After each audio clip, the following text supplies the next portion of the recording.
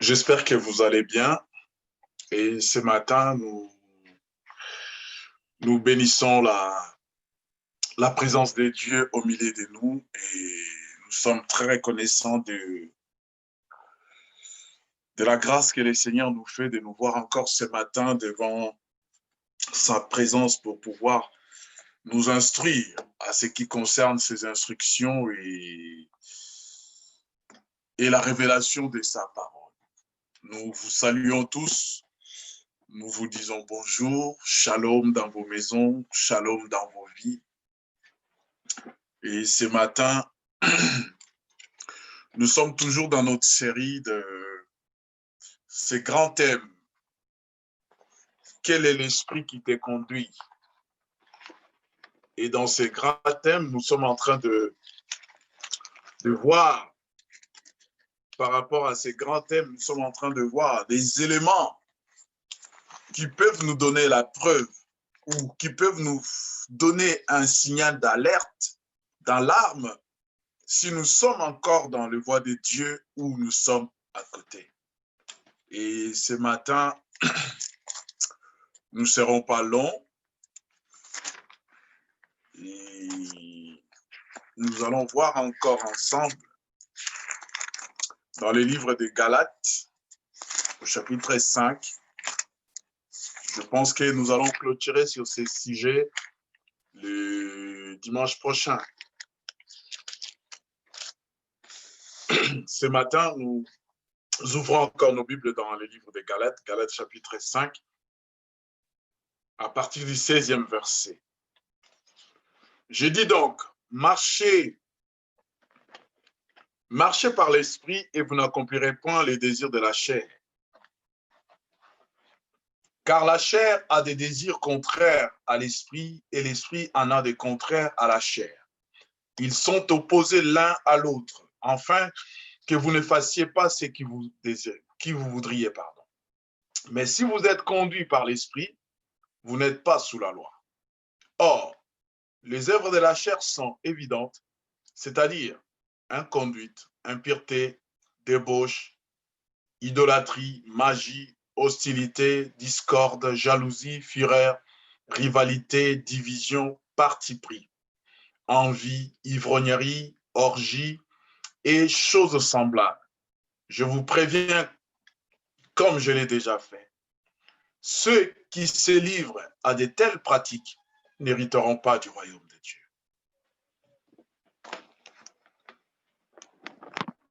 Seigneur, nous bénissons ta parole ce matin. Nous savons qu'en elle est la vie et nous nous confions à la vie qu'il y a dans ta parole. Saint-Esprit, nous voulons te laisser ces moments pour nous communiquer la pensée de Dieu. Dispose nos cœurs ce matin et prends la première place. Parle à nos cœurs. Amen. Bien-aimés, nous sommes dans Galates chapitre 5, à partir du 20e verset. Et la fois dernière, nous avons vu deux éléments, oui. Nous nous sommes entretenus sur la jalousie et nous nous sommes entretenus sur la colère, je crois. Et ce matin, nous voulons parler de deux choses.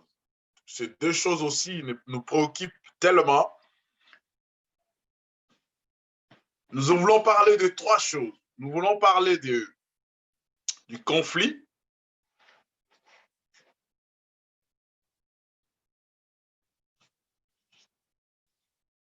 Nous voulons parler des divisions ou séduction.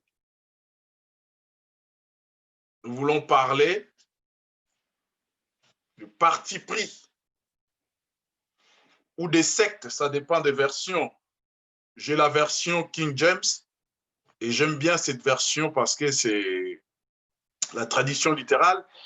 Je vais lire la tradition King James à partir du 20e verset. Je vais lire le 20e verset. L'idolâtrie, la sorcellerie, la haine, la variance, les humiliations, la colère, les conflits, les séductions, les hérésies. Et ce matin, bien-aimés, permettez-moi de pouvoir nous parler de ces trois choses que le Seigneur nous interpelle en nous disant, lorsque vous verrez ces choses en vous, sachez-les que vous marchez dans la chair. Sachez-les que la chair a encore pris de l'ascendance sur votre vie. La Bible nous parle des conflits, dans d'autres versions, rivalité. Et ces mots est utilisé dans un contexte ecclésiastique. C'est-à-dire que ces choses ne se passent pas dans le monde. Ces choses se passent dans la maison de Dieu, dans la vie d'un enfant de Dieu. Et lorsqu'il y a des conflits, qu'est-ce qu'un conflit? Nous avons défini un conflit comme étant une opposition des éléments, de points d'intérêt, des sentiments contraires et divergents. C'est ce qui amène les conflits. Lorsqu'on ne partage pas les mêmes idées, lorsqu'on ne partage pas les mêmes sentiments, lorsqu'on ne partage pas les mêmes pensées, cela amène des divisions. Et la Bible nous dit de ne pas voir ces choses au milieu de nous. J'aime bien Paul dans ses épîtres lorsqu'il dit quelque part, même si nous ne sommes pas entendus sur la résurrection de mort, lorsque nous ne sommes pas entendus sur la viande, est-ce que nous devions manger telle ou telle viande? Mais au point où nous nous sommes mis d'accord, marchons ensemble. Bien-aimés dans le Seigneur, on peut avoir divergence, on peut avoir écart, on peut y avoir les sentiments différents, mais qui est qu'une seule chose qui nous réunisse, c'est le nom de Jésus. Dans tout ce que nous pouvons faire, nous pouvons avoir, nous pouvons manifester, posons-nous la question, quels sont les intérêts du Maître? Est-ce que ce que nous sommes en train de faire bénéficie au Maître, a fait avancer son royaume ou pas? Cela vaut de l'appréciation de tout un chacun. Mais lorsque nous sommes en communauté, lorsque nous sommes en famille, lorsque nous sommes en couple, nous sommes dans une relation, la Bible nous interpelle, elle nous interdit même d'avoir des conflits. Ce sont des choses qui manifestent que telle ou telle personne est encore dans la chair. Il marche selon la chair et non selon l'esprit. Et parce que les conflits sont l'œuvre de la chair. Et les conflits amènent à des choses horribles. Lorsque des pays sont en conflit, cela peut aboutir à une guerre. Lorsque des personnes sont en conflit, cela peut amener à une bagarre. Lorsque des personnes sont en conflit, cela peut amener à un meurtre. Donc, c'est des choses à éviter. On peut ne pas être d'accord sur de tels points, sur certains points, mais au point où nous sommes d'accord, marchons-y ensemble. Cela n'empêche, bien-aimés, et nous le voyons des fois, nous sommes dans un même ministère, mais on est séparés, on n'a pas la même compréhension de la divinité de Dieu, de la divinité de Christ, de comment célébrer la Sainte Seine, comment administrer les baptêmes. Et ces choses-là, bien-aimés, ne doivent pas amener les conflits dans l'Église de Dieu. Ces choses-là ne doivent pas amener les conflits dans nos relations. Nous sommes à la maison. Des fois, les gens se disputent juste parce que l'un veut qu'on mette un tableau à gauche et l'autre veut qu'on le mette à droite. Et parce que l'un veut qu'on prépare avec de l'huile d'olive et l'autre ne veut pas, il veut qu'on le prépare avec de l'huile de colza. C'est des choses, bien aimées, que nous devions veiller. Les diables, déjà, c'est des œuvres de la chair.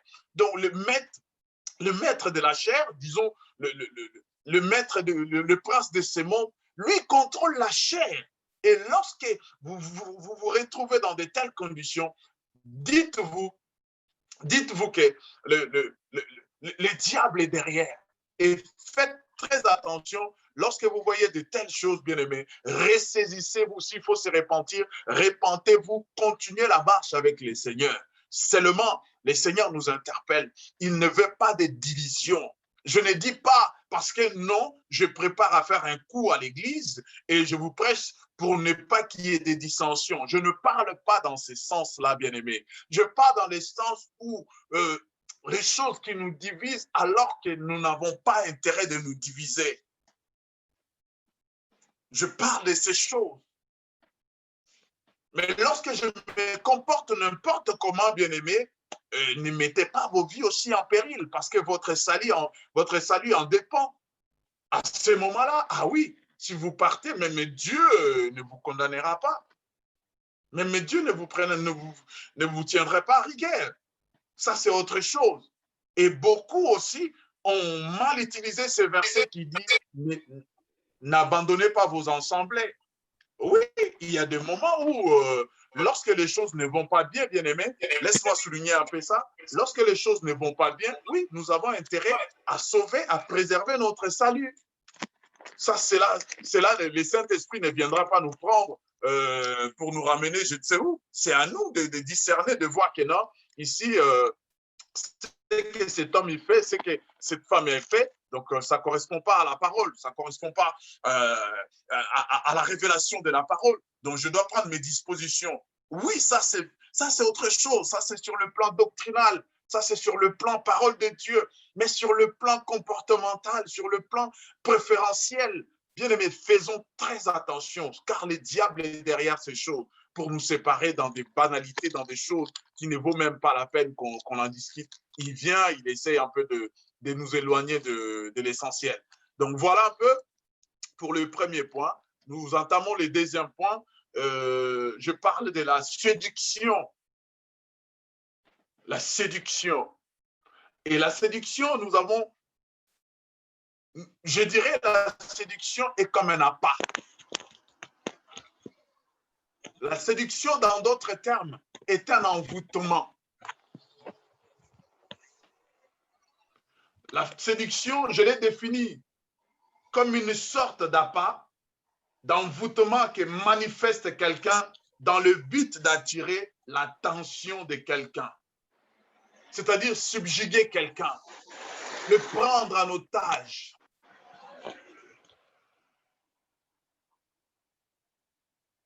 La séduction. Je fais usage de mon éloquence pour pouvoir prendre les gens en otage. Je fais usage de ma ruse intérieure pour pouvoir prendre les gens en otage. Je fais usage de ma position par rapport aux autres pour pouvoir les prendre en otage. Bien aimé, aujourd'hui, il y a beaucoup d'enfants de Dieu qui sont pris en otage dans des églises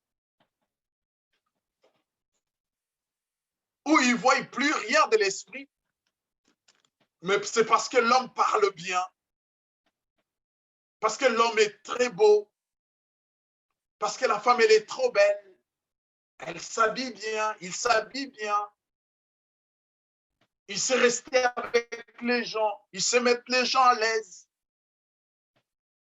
Mais il ne trouve plus rien de l'esprit. Et la plupart des gens, la plupart de ces choses, la séduction, les gens l'utilisent dans le but de spolier le peuple de Dieu. Ils viennent avec des discours bien préparés. Ils viennent avec des discours de culpabilité. Ils vous mettent déjà en confiance.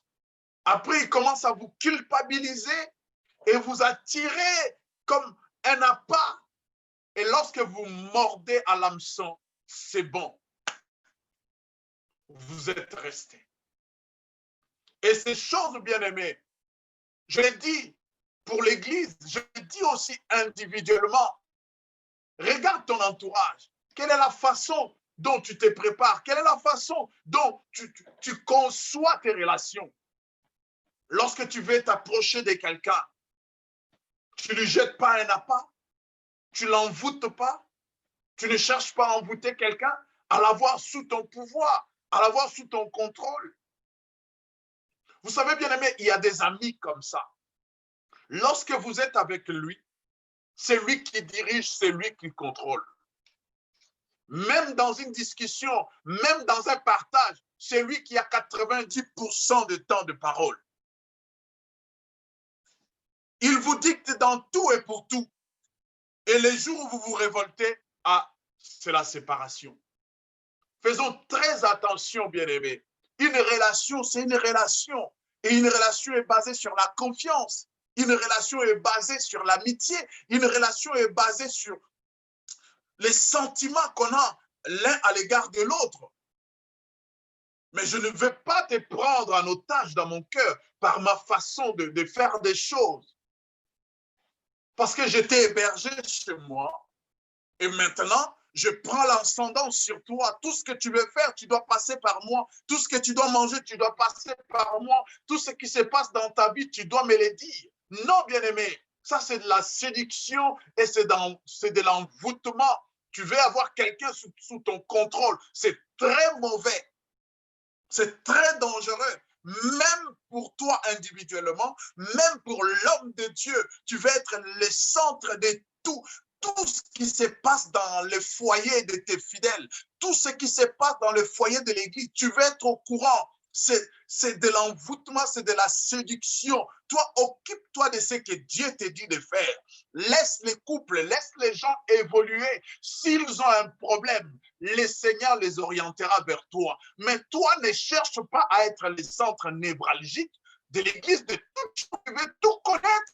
C'était une dictature ecclésiastique, bien-aimé. Des fois, nous les vivons sans toutefois se rendre compte. Vous verrez même le pasteur un dimanche en train de s'énerver. Ouais, vous ne venez pas me voir, vous avez des problèmes, je ne sais pas à qui vous vous adressez, mais cela ne te regarde pas. Si Dieu veut qu'ils viennent te voir, ils les orienteront vers toi. C'est des adultes, c'est des matures. Ils peuvent régler certains problèmes eux-mêmes. Mais lorsque l'homme de Dieu, lorsque quelqu'un commence à centraliser les choses autour de lui, cela devient dangereux. Cela n'est pas différent de la dictature. Parce que la dictature fonctionne comme ça. Tu prends tout le monde en otage et c'est toi qui les contrôles. Tu contrôles leurs pensées, tu contrôles leurs agissements, tu contrôles les relations, tu contrôles tout. Et tu établis des règles. Et des fois, quand vous allez dans des communautés comme ça, vous verrez en dehors de la parole, ils ont des règlements d'ordre intérieur. C'est-à-dire, ils ont rajouté des choses au-delà de ce que la Bible dit, la Bible nous demande.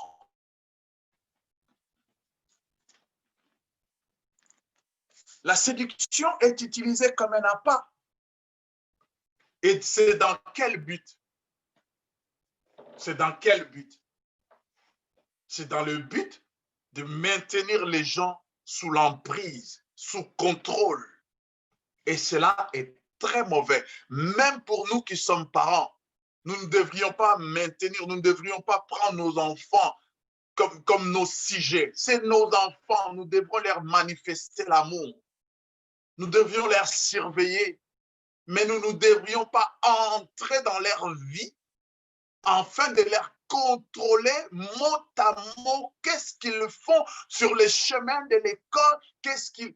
Oui, c'est bien, mais lorsque nous allons dans ce que nous appelons la personnalité, cela devient aussi dangereux. Et la plupart des temps, nous avons incité nos enfants au mensonge. Pourquoi? Parce que c'est sa personnalité. Et elle ne veut pas que sa personnalité soit dévoilée. Et du coup, il va user du mensonge pour te faire plaisir. Nos enfants, comme la Bible le dit, nos enfants, c'est Dieu qui les garde.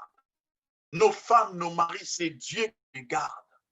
Le peuple que Dieu nous a donné, c'est Dieu qui est le bon berger.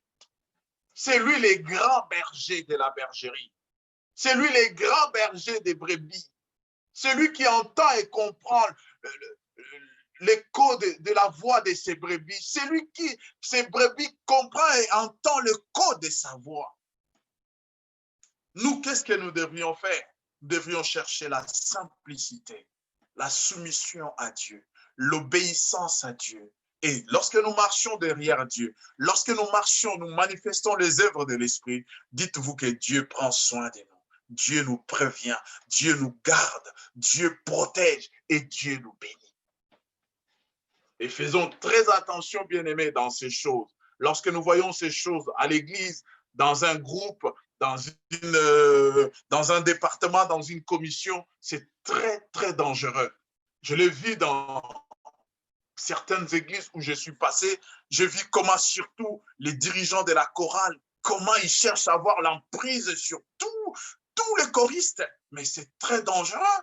Pourquoi? Parce que si tu ne te soumets pas, tu ne chanteras pas. Si tu ne fais pas, tu ne joueras pas. Ça, c'est de la séduction, c'est plus que la sorcellerie, ça. C'est plus que de la sorcellerie. La Bible dit, ne devez rien à personne, si ce n'est que de l'amour.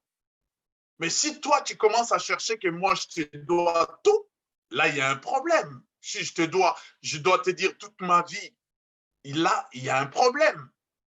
Je ne parle pas du moment où la personne, elle vient se confier toute seule parce qu'elle a besoin de prières, elle a besoin de soutien. Là, c'est autre chose. Mais si moi, je concocte des choses dans mon laboratoire, je les soumets à l'église, je les soumets dans mes relations pour que je les prenne en otage, pour que je les envoûte, pour que je les contrôle, bien-aimé, cela devient dangereux. Cela devient dangereux. Vous entendrez chez nous, surtout chez nous les Africains, les femmes surtout, ils disent que non, elle est là elle est là dans la paume de ma main, elle est là. C'est-à-dire, je le contrôle. Il est là ou elle est là. Je le contrôle, la personne, je la contrôle. Elle ne paie rien parce qu'elle est là, je la contrôle. C'est de l'envoûtement, bien-aimé. Cela n'est pas de Dieu, c'est la chair. C'est la chair. Bien-aimé, l'homme est un esprit. Tu ne peux pas contrôler l'homme. Et surtout que tu dors, tu sommeilles. Pendant que tu dors, l'homme peut faire ce qu'il veut. Pendant que tu sommeilles, l'homme peut faire ce qu'il veut. Le seul qui a le pouvoir de nous contrôler tous, c'est celui qui ne dort ni ne sommeille. Et nous, pères, mères, responsables de l'Église, nous devrions faire confiance à celui-là. Nous devrions le suivre. Nous devrions marcher à sa suite. Et c'est comme cela que nous marcherons bien dans l'Église, dans nos relations, dans nos foyers, dans nos familles. Parce que nous aurions quelqu'un qui connaît les difficultés, qui connaît nos cœurs, qui connaît la vie de tout un chacun. Et c'est avec cette personne que nous allons nous entretenir. Et c'est lui qui nous orientera, des fois, sans même nous révéler ce qui se passe de l'autre côté, mais il nous orientera afin de pouvoir nous garder en bon terme. La séduction et l'envoûtement. Et la troisième chose, c'est les partis pris. Dans d'autres versions, dans d'autres, les sectes. Et dans la version King James, les hérésies. Bien aimé, qu'est-ce qu'une hérésie? Cette hérésie, tout enseignement contraire à ce qui est admis.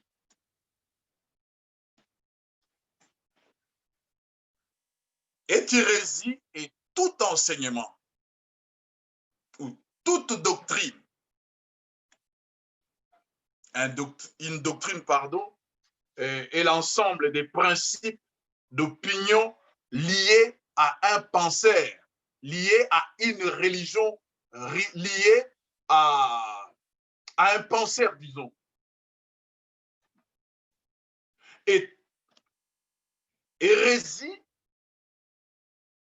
est le contraire de ce que les penseurs a révélé à ce que le penseur a donné comme principe. Je donne un exemple.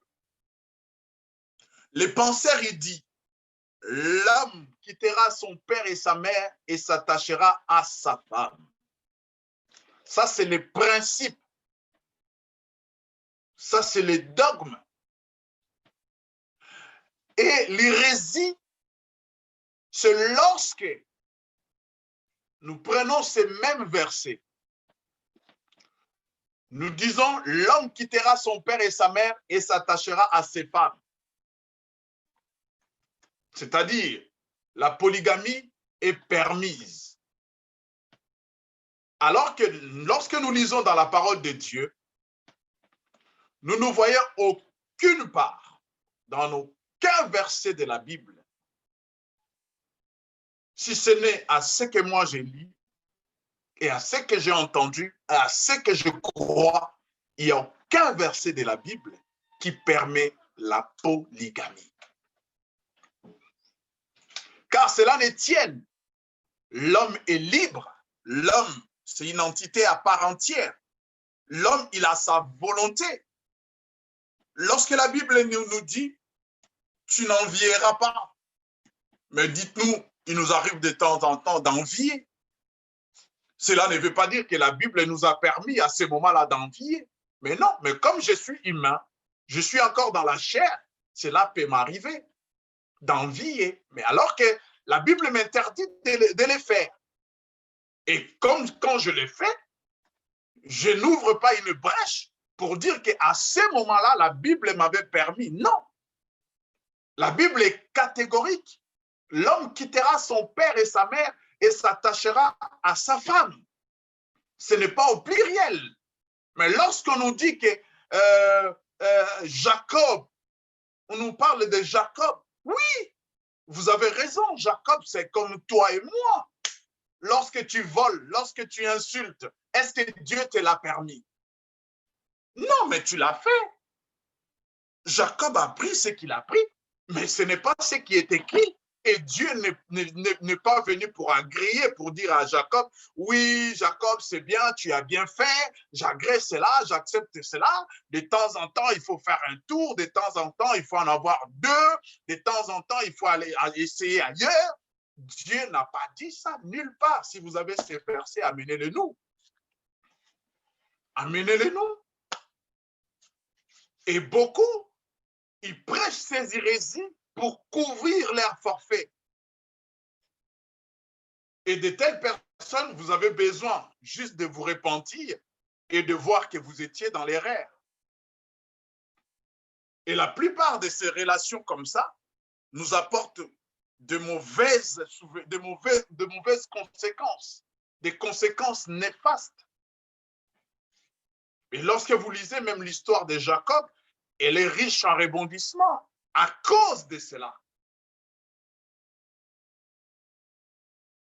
Quelqu'un me dit, eh, Salomon, mais Dieu n'a pas agréé sa vie aussi.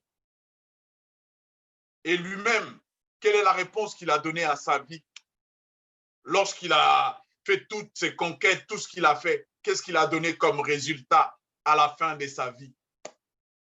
Ce n'est pas Dieu qui avait dit vanité des vanités, tout est vanité. Hein. Ce n'est pas Dieu. Hein.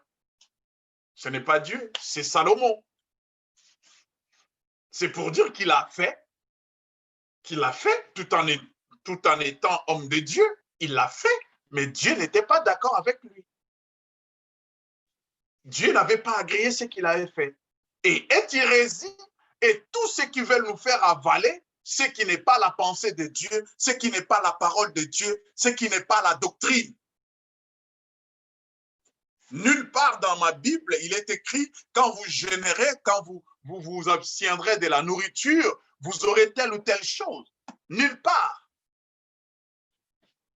Nulle part dans ma Bible, il est écrit, vous jeûnerez 40 jours comme Jésus, vous jeûnerez 21 jours comme Daniel, vous jeûnerez nulle part. Nulle part. Les jeûnes de Daniel, d'Esther, ça c'est de l'hérésie.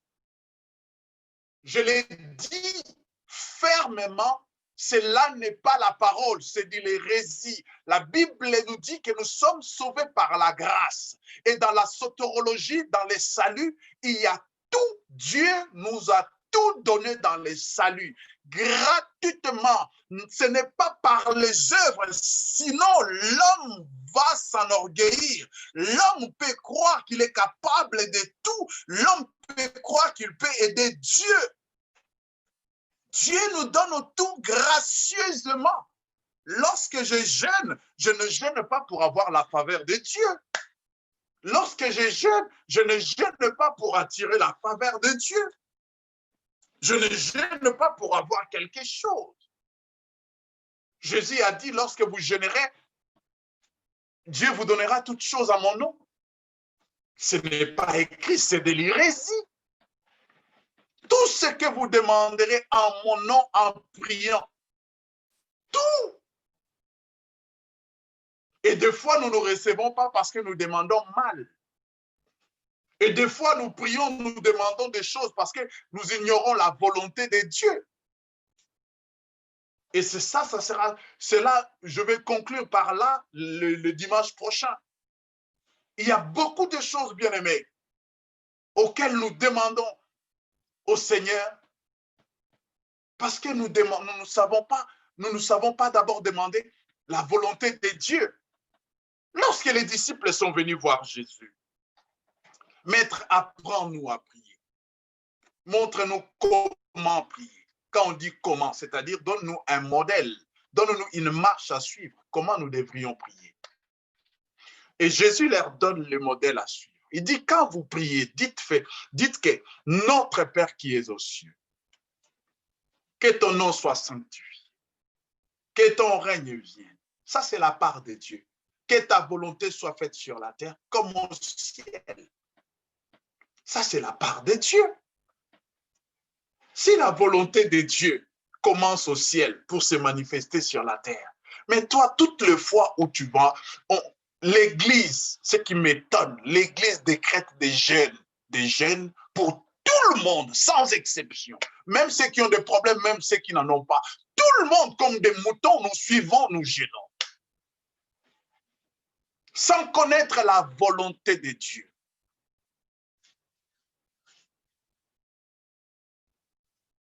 La chose bien, mais la plus dangereuse. Voilà pourquoi dans d'autres versets,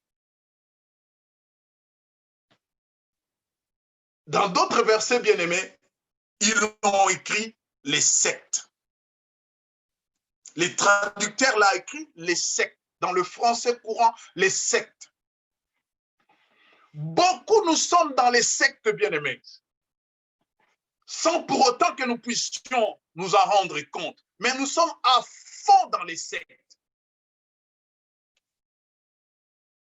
Il y a des gens qui boivent de l'huile, il y a des gens qui boivent du pétrole, il y a des gens qui s'imbibent, je ne sais pas, de l'huile, de l'eau. Toutes ces choses, c'est de l'hérésie.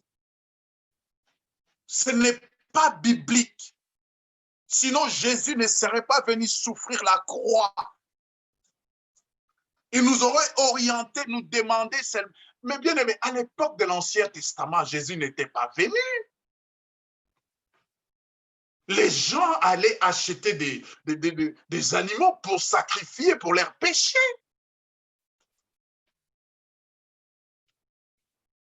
Oh, mes bien-aimés, nous nous disions modernes.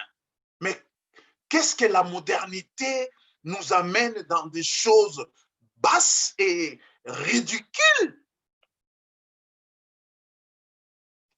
Si on ressuscitait Abraham aujourd'hui, la Bible le dit dans les livres des Hébreux, cette dispensation, les patriarches ont souhaité la voir. Cette dispensation, Moïse a souhaité la vivre.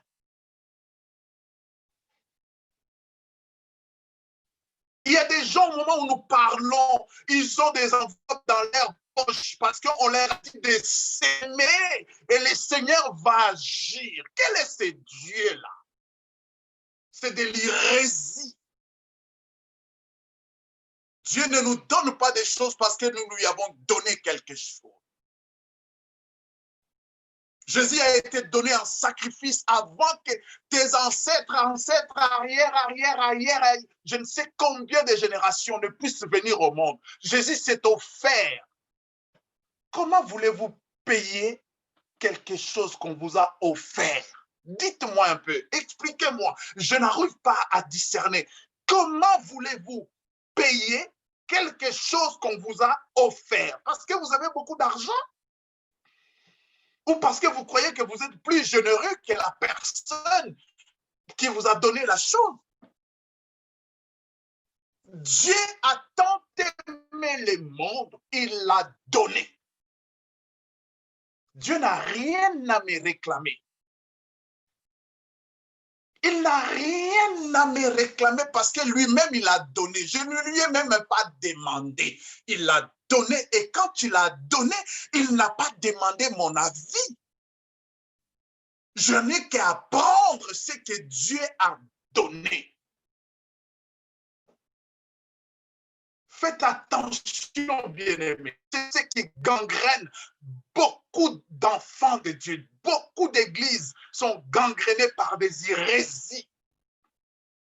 Et ces choses sont faites la plupart du temps dans le but, comme je l'ai dit, de spolier les peuples de Dieu.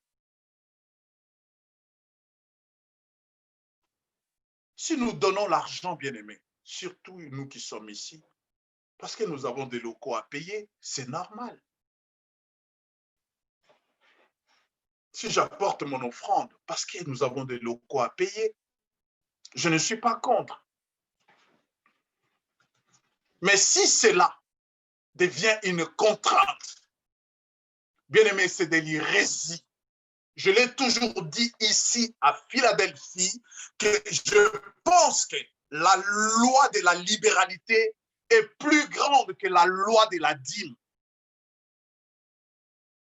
Nous sommes au temps de la libéralité, au temps de la grâce, où la Bible dit que chacun donne comme il a résolu. Il n'y a pas de plafond, que chacun donne comme il a résolu. Et toutes ces choses, bien-aimés, c'est de l'hérésie.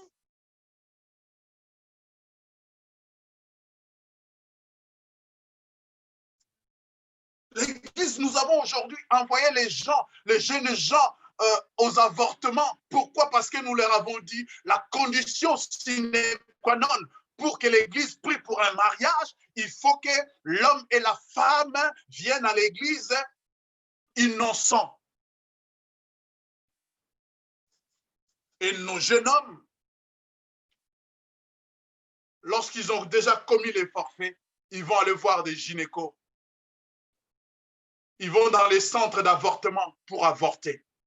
Et après, ils viennent avec le voile. L'Église fait tous ces parle-pépins. Et après, voilà, on vous bénit. C'est de l'hérésie.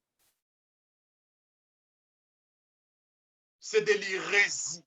Je l'ai dit, les yeux dans les yeux. C'est de l'hérésie. Paul n'a béni aucun mariage. Même Jésus. Le mariage est béni dès le commencement. Et celui qui a instigé le mariage, c'est Dieu lui-même. Il a dit, soyez bénis, soyez féconds. C'est Dieu qui a béni les mariages.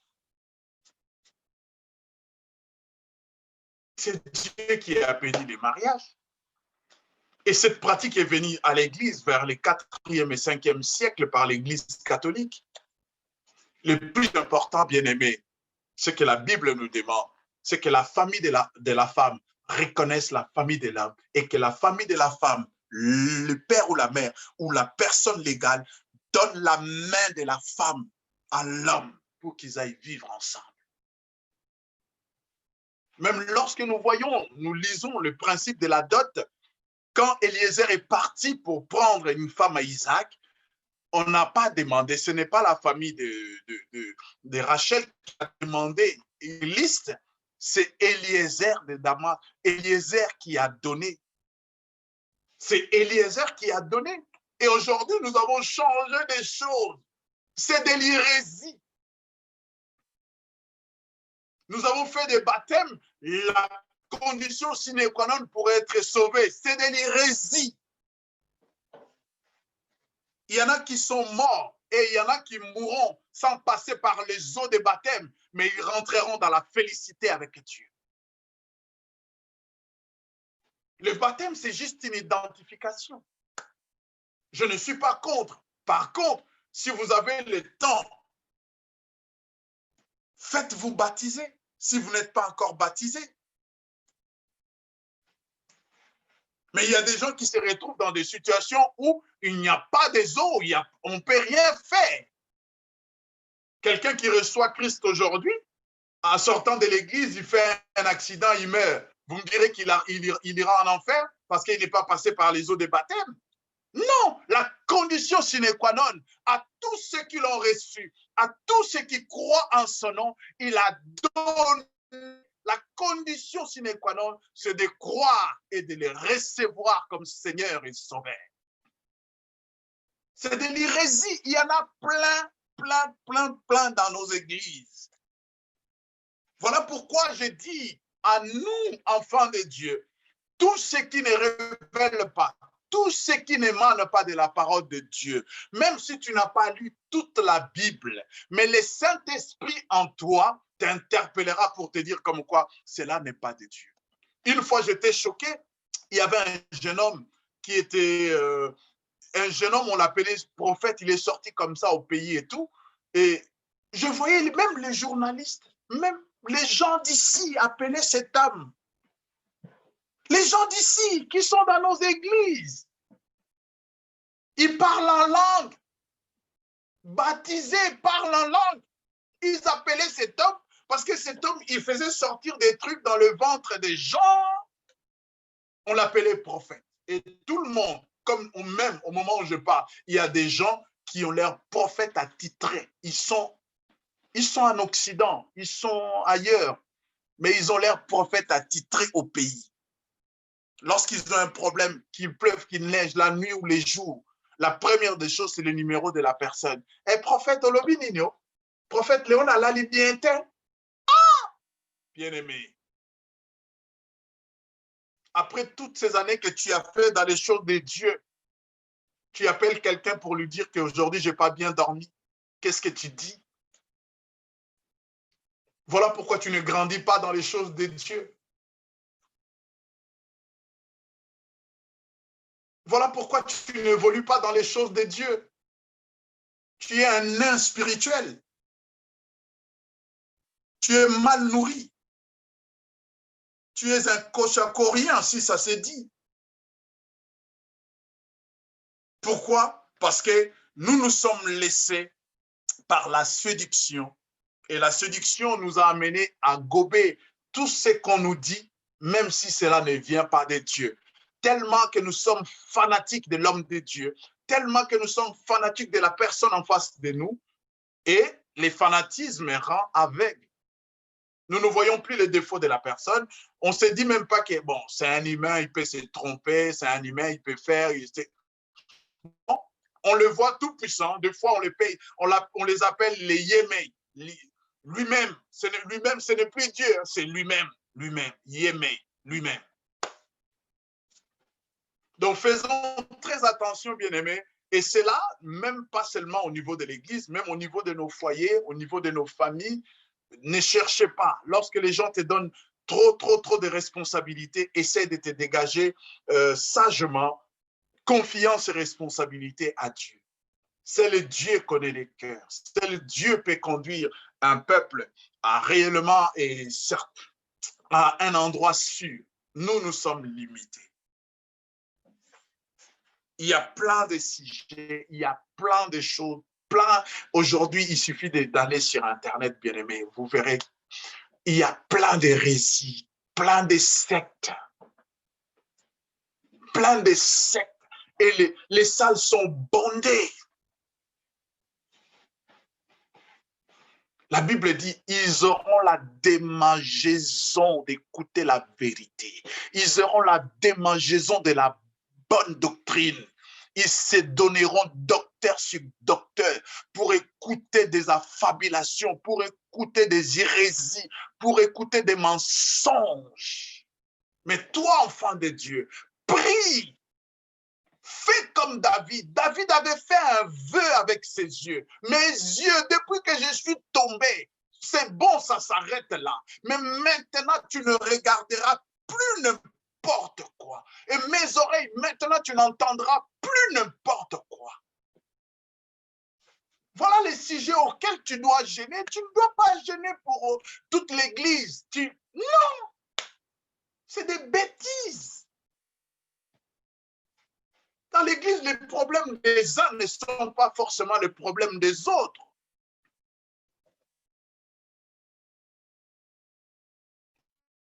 Nulle part, on m'a dit que Rachel avait gêné. Rachel avait gêné pour avoir des enfants. La Bible dit, l'Éternel avait rendu stérile. Est-ce que ta stérilité, ce n'est pas Dieu? Peut-être ce n'est pas Dieu qui t'a rendu stérile. Si c'est Dieu qui t'a rendu stérile, jeûne autant que tu voudras. Que ta volonté soit faite sur la terre comme au ciel. C'est celle-là qui va s'accomplir. Que Dieu vous bénisse. Baissons nos têtes dans la prière. Seigneur, je te recommande cet auguste assemblée et je prie pour quiconque nous suivra et sera touché par ces messages éternels. Toi qui connais les besoins de ton peuple, ma prière est levée de mon cœur, Seigneur, que ton peuple soit réellement racheté, car tu es en train de préparer une épouse glorieuse. Et j'en appelle à la gloire de Dieu sur chacune des vies qui prendra la décision de marcher conformément à ta parole. La Bible dit, lorsque tu as fait la prière sacerdotale, tu as dit, la gloire que j'avais auprès de mon Père, je vous la donne. Que la gloire de l'Éternel change une vie au nom de Jésus. Que Dieu vous bénisse.